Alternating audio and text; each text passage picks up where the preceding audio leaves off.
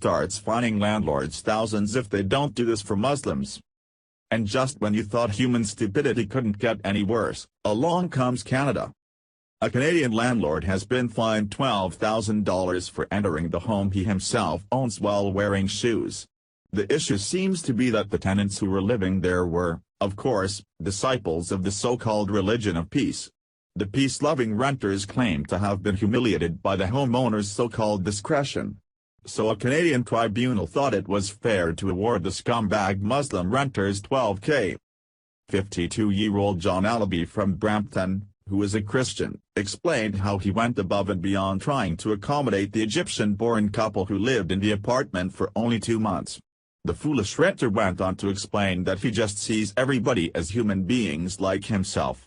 So because of this, he took them in. He went on to add that they all got along with no issues but that all of a sudden he was branded as a racist. Welcome to the world on anyone here in the States who supports President Trump. Since Allaby stated he does not have the money to pay this judgment, so last week news site Rebel News Service launched a crowdfunding page to help Allaby pay the fine. BBC reports. Egypt worst for women out of 22 countries in Arab world. Egypt is now the worst country for women's rights in the Arab world, according to a poll of gender experts. The study found sexual harassment, high rates of female genital mutilation and a growth in conservative Islamist groups contributed to the low ranking.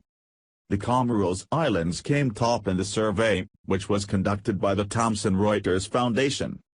The poll surveyed more than 330 gender experts in 21 Arab League states as well as Syria. It is the Foundation's third annual study focusing on women's rights since the Arab uprisings in 2011. Everyday harassment. Iraq ranked second worst after Egypt, followed by Saudi Arabia, Syria, and Yemen. The Comoros, where women hold 20% of ministerial positions, is followed at the top of the rankings by Oman, Kuwait, Jordan, and Qatar. The poll asked experts to assess factors such as violence against women, reproductive rights, treatment of women within the family and women's role in politics and the economy. Discriminatory laws and a spike in trafficking contributed to Egypt's place at the bottom of the ranking of 22 Arab states, the survey said.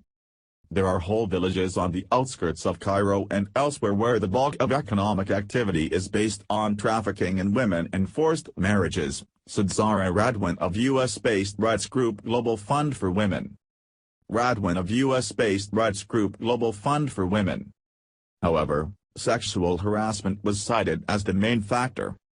A UN report in April said 99.3% of women and girls in Egypt had been subjected to sexual harassment.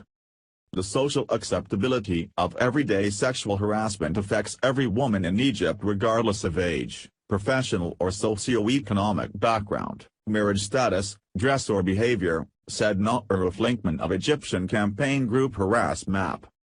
Meanwhile, the survey said Iraq was now more dangerous for women than under Saddam Hussein, with women disproportionately affected by the violence of the past decade.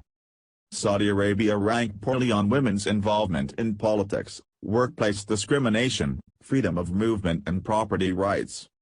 But the conservative country scored better than many other Arab states when it came to access to education and healthcare, reproductive rights and gender violence.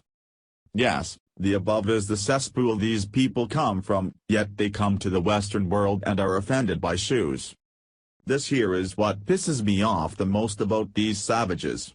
They come from a place where they live in caves, where they are lucky if they even know what a toilet with running water is, and are forced to live under the iron fist of Sharia law. But the moment they get here they are allowed to force their garbage of a culture and customs on the rest of us. What Canada should have done is put these two scumbag Muslims on the first cargo plane headed back to their home country. But of course, we know that will never happen under Prime Minister Trudeau, who clearly suffers from an acute case of white guilt and low testosterone levels. Only in Canada, for now.